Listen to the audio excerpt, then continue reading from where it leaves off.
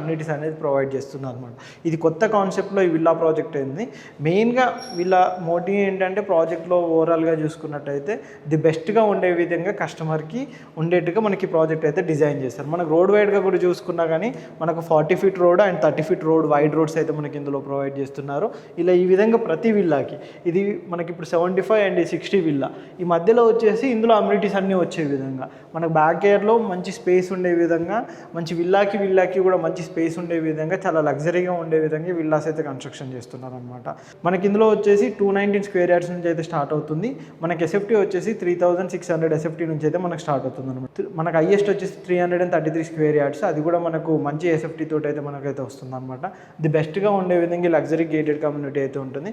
ఓవరాల్గా master plan కనుక చూసుకున్నట్టయితే ఈ విధంగా ఉంటుంది. విల్లాకి సంబంధించి ప్రజెంట్ కన్స్ట్రక్షన్ స్టేటస్ ఏ విధంగా ఉంది, విల్లా ఏ విధంగా కన్స్ట్రక్షన్ చేస్తున్నారు, ల్యాండ్ ప్రజెంట్ ఏం స్టార్ట్ అయింది వర్క్ అనే కంప్లీట్ డీటెయిల్స్ కూడా మీకు ఎక్స్ప్లెయిన్ చేస్తాను. ఒకసారి వెళ్దాం పదండి. వెళ్ళినట్టయితే కంప్లీట్గా డీటెయిల్స్కి అయితే మీకు అర్థమవుతుంది. ప్రజెంట్ మనము కన్స్ట్రక్షన్ అవుతున్న ప్లేస్లో వచ్చాము. ఇప్పుడు ప్రజెంట్ మనకైతే ఇందులో విల్లాస్ అయితే కన్స్ట్రక్షన్ స్టార్ట్ అయ్యాయి. ఆల్రెడీ 3 విల్లాస్ అయితే అప్ అయితే అయిపోయాయి అనమాట. ఇప్పుడు మనం సెకండ్ ఫ్లోర్లో ఉండి అయితే చూస్తున్నాము. మీరు కింద కూడా చూసుకోవచ్చు అండి. ప్రజెంట్ అయితే వర్క్ అయితే చాలా ఫాస్ట్గా అనేది జరుగుతుంది.